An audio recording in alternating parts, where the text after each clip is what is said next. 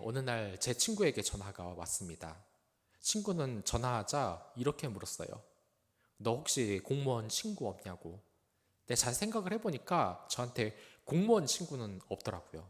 그래서 없다라고 말했죠. 그랬더니 이 친구가 있잖아. 그래서 내가 누군데 그게? 그러자 바로 나 이러는 겁니다. 알고 봤더니 이 친구가 공무원 시험에 합격을 한 거예요. 저는 그 얘기를 듣고 정말 기뻤어요. 사실 이 공무원 시험이 보통 경쟁률이 높습니까? 그런데 그런 것을 통과하여 정말 이 취직한 게 너무 기뻤어요. 그리고 그 친구의 심정도 알 것 같습니다. 사람들은 기쁜 소식이 있으면 그 소식을 정말 좋아하는 그런 사람들에게 늘 알리기 마련입니다. 저도 대학에 합격했을 때 친한 친구들과 지인들에게 전화를 돌렸던 기억이 있습니다. 그때 얼마나 이렇게 기쁜 소식을 전하고 싶었는지 몰라요. 예수님이 우리 삶에 부활하셨습니다. 이 부활의 기쁨이라는 것은, 이 기쁜 소식은 정말 이 세상을 바꿔놓을 어마어마한 정말 기쁜 사건이에요. 그래서 이 부활절은 성탄절과 더불어 그리스도의 가장 큰 축제일입니다. 그런데 우리가 이런 부활절에 생명력을 잃어가고 있다면 그 이유가 무엇이겠습니까? 이 마라톤 전투라는 게 있습니다. 아테네가 마라톤에 상륙한 페르시아를 크게 무찔렀던 사건이죠. 논란의 여지는 있지만 이 사건은 그때 이 승리의 기쁜 소식을 아테네에 전하기 위해서 한 명이 40km 떨어진 이 아테네 쪽으로 뛰어가다가 그 소식을 알렸다가 숨을 거둔 사건입니다. 얼마나 기뻤으면 그렇게 알리고 싶었을까요? 숨을 거둘 정도로 말이죠. 그리고 아시다시피 이 마라톤은 이제 올림픽의 피날레를 장식해요. 정말 커다란 축제가 됐습니다. 많은 사람들이 이 마라톤에 집중을 해요. 그 마라톤의 우승자는 세계로부터 축가를 받는 그런 축제의 장입니다. 그런데 이런 마라톤을 좋아하지 않는 나라가 딱 하나 있어요. 바로 페르시아의 후예 이란입니다. 이건 너무나 당연하죠. 자기가 진 전투를 기억하는 사람이 어디 있겠어요. 그래서 실제로 이 테헤란, 이란에 있는 올림픽이 열렸을 때, 아시안 게임이 열렸을 때 개최국인 이란은 마라톤 종목을 제외해 버렸어요. 굴욕과 패배의 역사가 기억나기 때문입니다. 그렇다면 우리가 부활절에 이 기뻐하는 세력과 그렇지 못한 세력을 우리는 구분을 할 수가 있어요.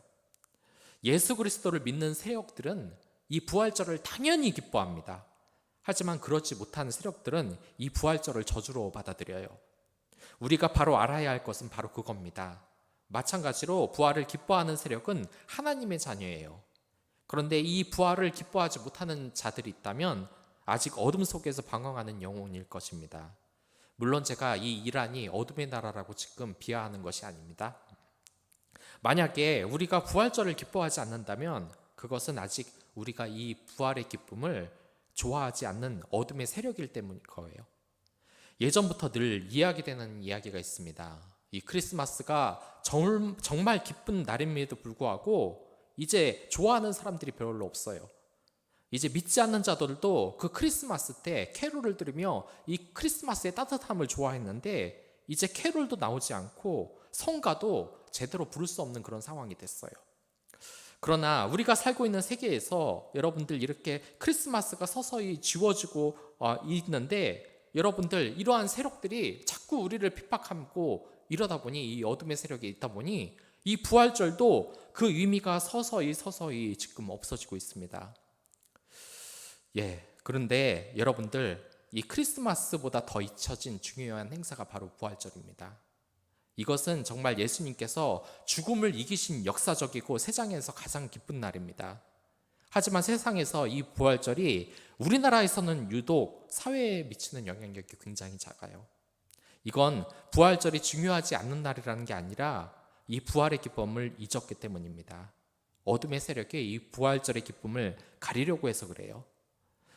지금 이 세상에는 대제사장들과 장로들이 군인들에게 돈을 주며 예수의 부활한 사실을 숨기려는 것, 아직도 이 세상에 만연하고 있는 겁니다.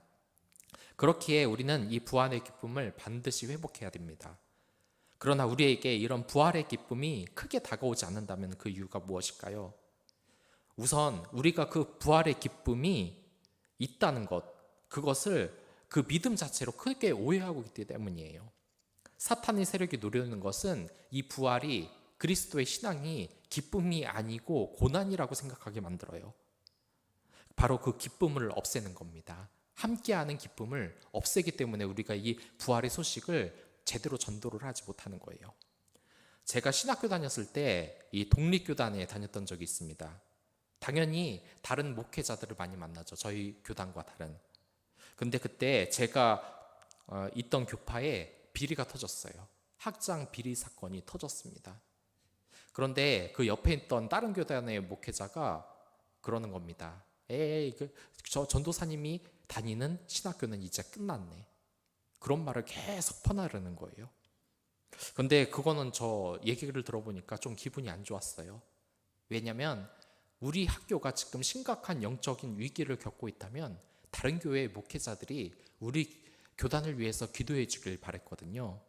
그런데 장난식이라도 저렇게 놀리는 건 별로 좋은 모습 같지는 않았어요.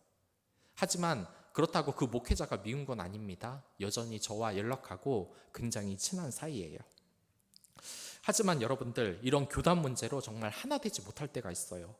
제가 다니던 학교에는 학장 비리가 터졌지만 다른 교파의 목회자가 동성애를 옹호하거나 아니면 또한 어떤 신학교에서는 그 교단의 큰 교회가 그 목회자를 자기의 아들로 삼아서 담임 목사를 논란이 된 적이 있죠. 그런데 정말 놀라운 것은 다른 교단 목사님들의 대응이에요. 같이 기도해 줄 생각을 하지 않고 그 교단 끝났다. 나는 저 교단 절대로 안 간다. 이런 말을 하는 겁니다. 그런데 이런 흠집내기는 절대 예수 그리스도의 뜻이 아닙니다. 또한 옆에 가까운 교회가 있으면 그걸 라이벌로 삼는 것도 옳지 못해요. 교회는 서로 기도해주며 도와주며 같이 성장해야 되는 것이, 그렇게 은혜의 축복을 같이 받는 것이지, 가까운 교회를 무슨 성도 빼앗는 사업으로 여기면 하나님께서 그 교회에 절대로 축복하지 않으십니다.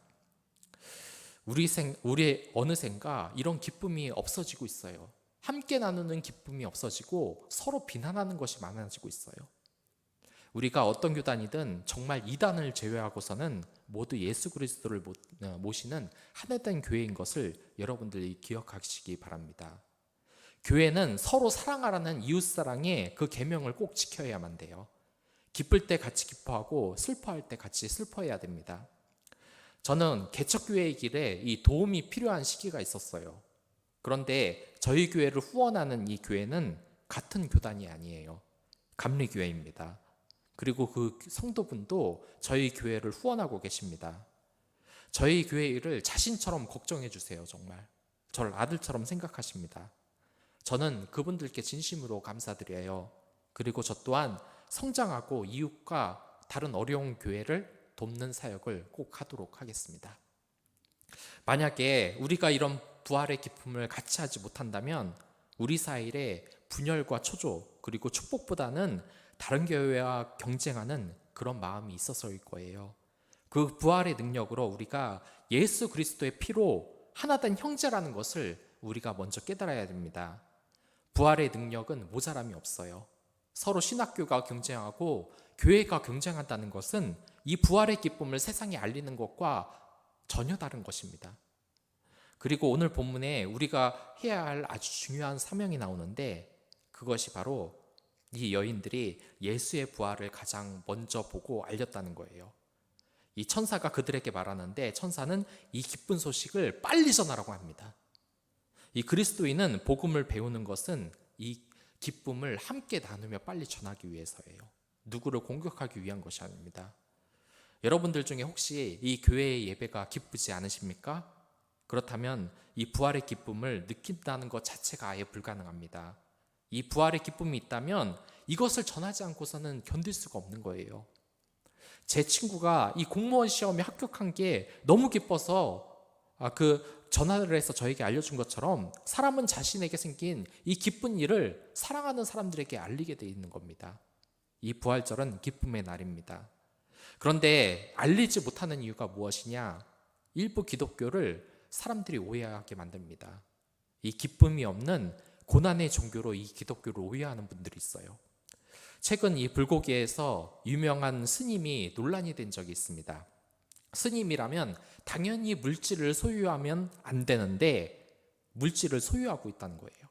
알고 보니까 자기 명의로 외국에 집이 있고 부유한 삶을 살고 있다고 합니다. 그래서 많은 사람들이 비난을 했어요. 기독교도 같다고 생각하는 분들이 많으실 겁니다. 물론 목회자가 물질을 탐내면 안 됩니다. 그건 하나님에게 벌을 받아요.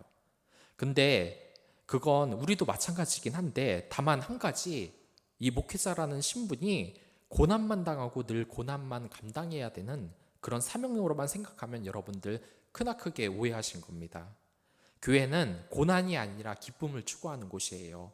엄한 규율보다 이 기쁨이 먼저 있는 장소입니다. 제가 어렸을 때 저는 교회에서 제 동생과 늘 뛰어다녔어요. 물론 이것은 버릇없는 행동이긴 합니다. 또 교회의 선생님이 제 모든 장난을 다 받아주셨어요. 선생님과 늘 즐겁게 다녔던 기억이 제겐 있습니다. 제가 다녔던 이 감리교회에서도 목사님이 어린이가 강대상에 올라오고 의자에 앉으면 그걸 야단치지 않으셨어요. 늘 웃으셨습니다. 그래서 그 아이가 나중에 이 청년으로 성장해서 교회를 늘 집처럼 생각하고 다녔어요. 이 어린이 사역자를 보면 정말 이 교회에 오는 것을 기뻐하는 그 아이들을 많이 봅니다. 교회를 재밌어하고 친구를 만나고 인자한 전도사님과 선생님을 만나러 오는 아이들이 있어요. 때로 너무 심하게 장난을 치면 야단을 치기도 하지만 사랑과 기쁨이 있기 때문에 아이들이 교회를 찾는 겁니다. 정말 그 아이들 주일학교에서 무슨 행사를 하는지 늘 기다려요. 차곡차곡 쌓은 달란트 통장을 들이밀면서 선물을 사고 이 성탄절에는 눈을 반짝반짝거리면서 이 교회에 옵니다. 이 교회는 고난이 아니라 기쁨이 있는 곳이에요. 이러한 이야기도 있죠. 그 성찬 그릇을 넘어뜨린 아이가 있습니다. 근데 신부가 어쩔 줄 몰라 하면서 쩔쩔매고 있는 이 소년의 뺨을 세게 때리면서 소리를 질렀습니다. 다시는 제단 앞에 나타나지 마라. 이 소년은 그 이후에 이 천주교에 발을 들여놓지 않았습니다. 이 소년이 나중에 커서 공산주의의 대부인 유고의 티토 대통령입니다. 또한 어느 큰 도시의 주일 미사에 신부를 돕던 소년이 있었어요. 이 소년 역시 실수를 해서 성찬용 포도주 그릇을 떨어뜨렸습니다. 신부는 두려움에 차 있는 금방 울 것 같은 이 소년을 보고 사랑 어린 눈으로 쳐다보면서 낮은 음성으로 말했습니다. 괜찮아. 일부러 그런 것도 아니잖니. 나도 어릴 때 실수를 많이 했단다. 너도 신부가 되겠구나. 이 소년이 유명한 풀턴 신부입니다. 교회가 무슨 실수를 잡아내고 고난을 제대로 안 받으면 타락이라고 하는 것은 결코 기독교를 올바로 이해하는 자세가 아니에요. TV에서는 이 청교도들의 모습이 나옵니다. 수도 원에 있는 종교인들을 보면 정말 많은 사람들이 경외감을 느껴요. 그들은 말도 잘 안 하며 먹는 것도 잘 안 먹으며 금욕적인 생활을 합니다. 어떤 종교에서는 결혼을 금지해요. 이 세상의 즐거움에 빠지는 것이 악하기 때문에 욕심을 버려야 한다는 거예요. 하지만 여러분들, 정말 올바른 믿음은 금욕을 이야기하지 않습니다. 이건 오히려 잘못한 신앙에 빠지기가 쉬워요. 동굴에 가서 금욕하면서 사는 것은 하나님의 복음을 이 세상에, 이 기쁜 소식을 만방에 전하라는 그 뜻에 오히려 반대되는 행동입니다. 오히려 성경적으로 옳지가 않아요. 오히려 하나님으로 인해 기뻐하는 것이 신앙인의 자세예요. 예전에 그 한 주교가 그런 요절을 받았습니다. 예수님께서 만약에 손이 범죄케 하거든 손을 절단하라. 눈이 범죄케 하거든 차라리 눈을 빼버려라. 그 말을 진짜로 실행해서 손을 절단하고 눈을 뺐어요. 하지만 그 말의 본뜻은 죄를 가까이 하면 안 된다는 뜻이지 손을 실제로 잘라버리고 눈을 뽑으라는 그런 고난을 감당하라는 얘기가 아닙니다. 기독교는 고난의 정도가 아니에요. 부활의 기쁨이 있는 종교입니다. 제가 새벽기도 하라는 것이 여러분들에게 고난을 강요하는 게 아니에요. 무술 영화를 보면 정말 이 고난 견디어 기도를 하면 이 세상에 해탈한다고 제가 말하는 것도 아닙니다. 본질적으로 이 기도하는 것이 기쁜 일이기 때문에 그런 거예요. 내가 하루를 살아갈 힘을 이 주님과의 대화를 통해서 얻는 그 기쁨이 있기 때문에 하는 것입니다. 그래서 어떤 목사님의 이야기인데 이 교회에서 늘 슬픔에 잠겨 있고 목사님에게 기도를 수도 없이 부탁하는 이 집사님이 있었습니다. 이분은 항상 슬퍼요. 그래서 이 슬픈 내면을 치유받기 위해서 매일 틈만 나면 목사님에게 찾아가서 기도를 부탁했어요. 물론 그 고민을 함께 나누며 이야기하는 건 좋아요. 그런데 몇십 년째 지금 믿음 생활을 하면서 매일 기쁨도 없고 목사에게 맨날 슬픔을 상담하고 그러는 것은 절대로 이것은 올바른 믿음이 아닙니다. 믿음에는 슬픔이 없고 기쁨이 있는 거예요. 그렇게 신앙생활을 하면서 매일 슬픔에 잠겨 있는 것은 결코 옳은 신앙인의 자세가 아닙니다. 하나님은 믿는 자에게 기쁨을 주시지 슬픔을 주시는 분이 아니에요. 여러분들 천국 잔치에 참여하러 온 거지 천국 제사에 참여하러 온 게 아닙니다. 요즘 방송을 하는 운동인들이 참 많아요. 그들의 몸을 보면 정말 멋있습니다. 예뻐요. 그런데 그런 몸을 만들려면 정말 몇 년 정도로는 어림도 없습니다. 많은 절제를 하면서 만들어낸다고 해요. 그래서 많은 사람들은 어떻게 그 힘든 거 다 할까? 나는 저렇게 못 산다고 이야기를 하죠. 그러나 한번 보십시오. 정말 열심히 이렇게 몸을 가꾸는 사람이나 인기 방송인을 한번 보세요. 그 사람의 표정을 한번 보십시오. 그 사람이 이렇게 절제를 하고 하는 게 고난을 받는 얼굴일까요? 굉장히 자기가 하는 일을 기뻐하는 그런 얼굴이에요. 자신의 일을 사랑해서 지금 하는 거예요. 제가 TV에서 아이를 구한 소방관에 관한 그런 인터뷰를 한번 본 적이 있어요. 리포터가 이 소방관의 일상을 한번 보니까 너무 바쁜 거예요. 밥도 제대로 못 먹고. 그래서 힘들지 않으세요? 라고 물어보니까 이 소방관이 물론 육체적으로는 힘들다고 해요. 그러나 자신으로 인해서 목숨을 건진 사람을 보면 그 모든 어려움이 싹 사라지고 보람이 남는다는 겁니다. 그들은 그 일을 기쁨 때문에 하는 것이지 무슨 아무도 하기 싫은 그런 고난을 받으려고 소방관을 하는 것이 아니에요. 하나님께서 많은 사람들을 초대하셨어요. 천국잔치에 많은 자를 초대했지만 그들은 그 천국잔치에 가지 않았습니다. 거절을 했어요. 왜 거절을 했겠어요? 그 잔치가 얼마나 기쁨의 축제인지 몰라서 그렇습니다. 현재 교회 중에 부흥하는 교회가 있다면 100%예요. 그 교회는 이 부활의 기쁨, 예배의 기쁨을 아는 교회입니다. 교역자가 제가 있는 동안, 이 교역자로 있는 동안 새벽에 차를도 운행해 보고 새벽 시간에 이렇게 편안하게 교회에 올 수 있도록 다 배려를 하고, 또한 예배도 저녁 시간에 성도들이 오기 힘들다고 오후 예배 시간에 옮기고 아예 없애는 경우도 있었어요. 그런데 100%입니다. 그런다고 교인이 늘었을까요? 100% 교인들이 늘지 않았어요. 왜냐하면 그들의 마음속에는 이미 피곤에 쩌들어 있어서 이 예배의 기쁨이 없었기 때문에 뭐 예배 시간을 옮기든 없애든 편의로 해준다고 절대로 부응을 하지 않더라고요.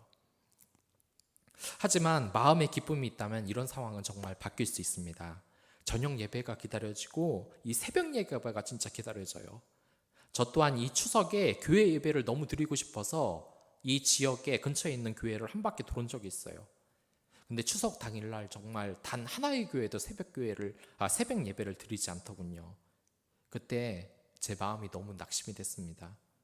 그래서 교회 주차장에서 잠시 기도하고 집으로 왔어요.